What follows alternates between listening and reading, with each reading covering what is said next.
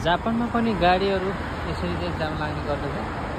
तपाईँहरूलाई देखाउन गइरहेको छु म। आज चाहिँ गाडी यसरी जाम लाग्ने गर्दछ। यहाँ पनि देख्नुहुन्छ नि हेर्नुहोस्, पालो पर्खिरहेको छ। नियम अनुसारले सिस्टम अनुसारले चलिरहेको छ। कसैलाई ओभरट्याक गर्न मिलेन। ओभरट्याक गर्नु चाहिँ फाइन हो। ओभरट्याक गर्नुपर्ने ठाउँमा चाहिँ गर्न पाइन्छ। र यसरी यहाँ चाहिँ अहिले पुल मुनिबाट आइरहेका छन् गाडीहरू देख्न सक्छौँ। स्टार्ट पनि एकदम दिनमान अनेक गरिरहेको छ। यति लामो छ नि गाडीको लाइन। यो पुरै युवाटेतिरबाट त्यसपछि यता सुसिङबाट आउने लाइन हो। यो लाइन अहिलेसम्म पनि यति लामो छ। तपाईँ देख्न सक्नुहुन्छ गाडीको लाइन चाहिँ यति धेरै लाइन छ। सायद यति लामो लाइन चाहिँ पहिलोपटक होला, किनभने यो समयमा चाहिँ प्रायः अफिसियल टाइम हुनुभएको कारणले गर्दाखेरि एकदमै जाम छ। यहाँबाट अगाडि चाहिँ सुरुङ छ। योभन्दा अगाडि छिर्न बित्तिकै सुरुङ पानको आउँछ र फेरि पनि लाइन लागिसकेको छ र यो लाइन बित्तिकै भइरहेको छ।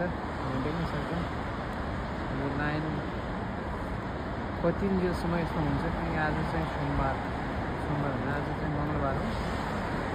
मङ्गलबारको दिन चाहिँ जापानमा चाहिँ आज मौसम चाहिँ एकदम चिसो छ। र म चाहिँ अहिले निसिकोयनको वरिपरि छु। यो निसिकोयन पार्क हो र यहाँ चाहिँ वरिपरि चाहिँ ठुल्ठुला बिल्डिङहरू छ। कन्स्ट्रक्सनको हिसाबले हेर्यो भने यहाँ त्यति ठुलो बिल्डिङहरू त छैन।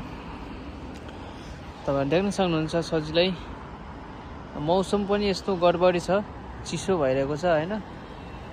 त्यही हो, बाहिरको वातावरण चाहिँ एकदमै हिजो अस्तिबाट चाहिँ एकदम एउटा भनौँ न बाहिर घुलमिल गरौँ बसौँ, बाहिरतिर घुमफिर गरौँ भन्ने जस्तो छैन है। तपाईँहरू देख्न सक्नुहुन्छ यहाँ चाहिँ टेन्टहरू बनाइरहेको छ जापानीहरूले। अब यहाँ चाहिँ यो फुलहरू फुल्ने क्रममै छ र विशेष गरी यहाँको साकुरा फुल भन्छ।